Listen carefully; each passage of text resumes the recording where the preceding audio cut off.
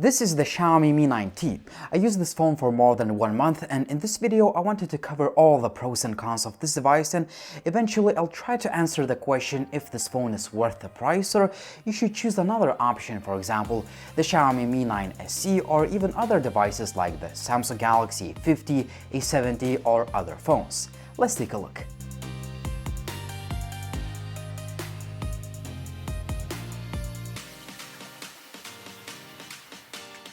When it comes to the design, there are pros and cons of the Xiaomi Mi 9T.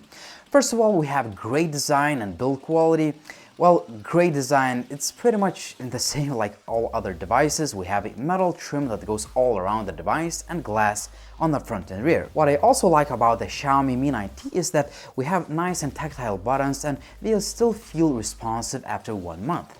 In addition to this, we have a nice LED notification light that is implemented in the pop-up camera.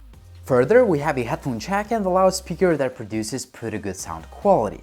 However, I would say that the phone doesn't feel that great in the hand because I have tiny hands. It's really subjective, I know that, but for example, if you pick the Xiaomi Mi 9 SE or other devices like the Samsung Galaxy S10, S10 Plus, and they just feel more comfortable in the hand, but again, I'm being really subjective here. Other cons are related to the pop-up camera setup.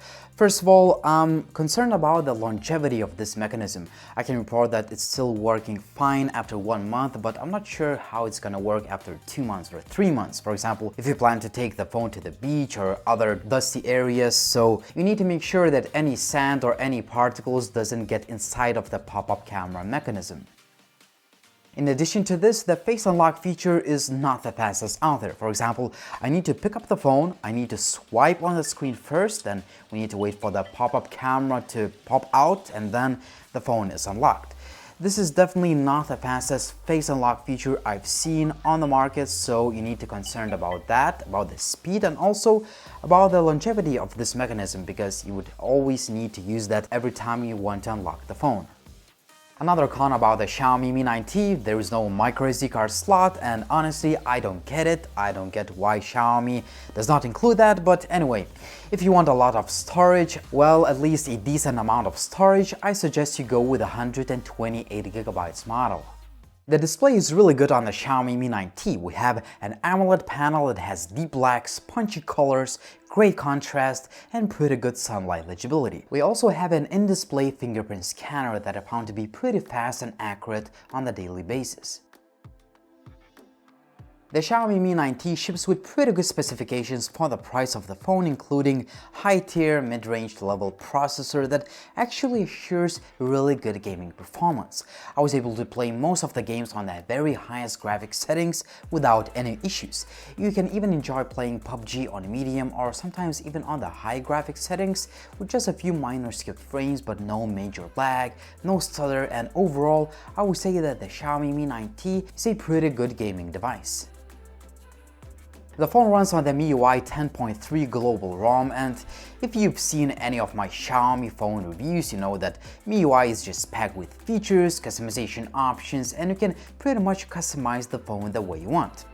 Same as other Xiaomi devices these days, the Mi 9T is smooth, fast, and I didn't see any lag, any stutter, and overall I would say that the Mi 9T is one of the fastest mid-range devices you can buy at the moment.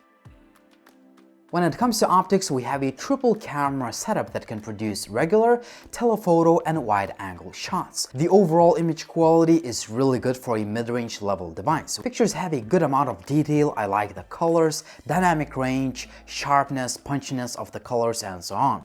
However, there are some issues. For example, some of the wide-angle shots are a little bit soft, and same can be said about the telephoto shots. They could have more sharpness and detail, but I'm just nitpicking. Other shots look really good for a mid-range level device. As far as low-light image quality, well, it's not the best, but I think it's pretty good for a mid-range level device.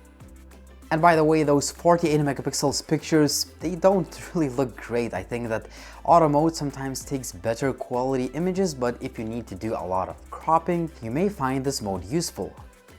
I like the selfie quality too, whether you use auto or portrait modes, because the camera does a pretty good job separating the subject from the background.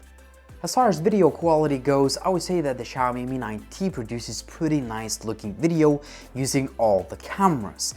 However, there is some issue because you cannot switch between cameras while you are recording the video. That means that you need to decide which camera you want to use, the regular, wide angle or zoom camera, before you hit the record button.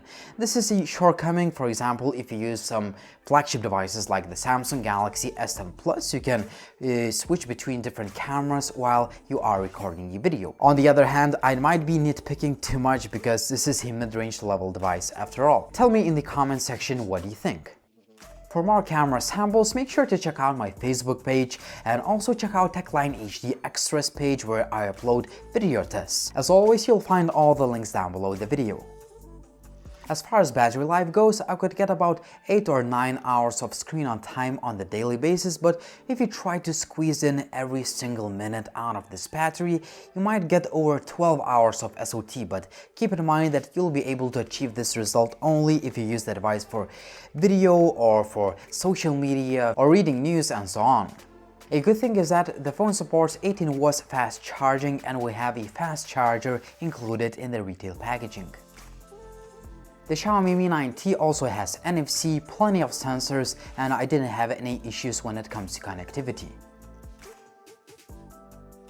Just before we go to the conclusions part, here is a quick word from a sponsor of this video.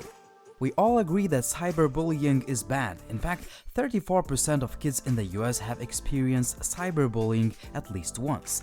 Famisafe is a reliable parental control app which protects kids in cyberbullying prevention, location tracking, app blocking, web filtering, screen time control, and so on. Parents can get automatic alerts of potential risk of cyberbullying, inappropriate adult content, harassment, and more in your kids' text conversations. Say no to cyberbullying with Famisafe together. Love your kids, so keep them safe. To know more about famisafe, please click the description links below. Despite a few shortcomings, I think that the Xiaomi Mi 9T is still a very solid mid-range level device. In fact, this is one of the better options for the price. However, if you don't like the shape or size, or if you don't like the pop-up camera of this phone, I suggest you check out the Xiaomi Mi 9 SE or other phones like the Samsung Galaxy A70 that I reviewed before. But what do you think? Would you buy this phone or would you choose another mid-range level phone? Tell me in the comment section what you think, like the video if you liked it, also drop me a comment down below if you have any questions, follow me on social media, and as always, it was Linus, thank you for watching and see you soon.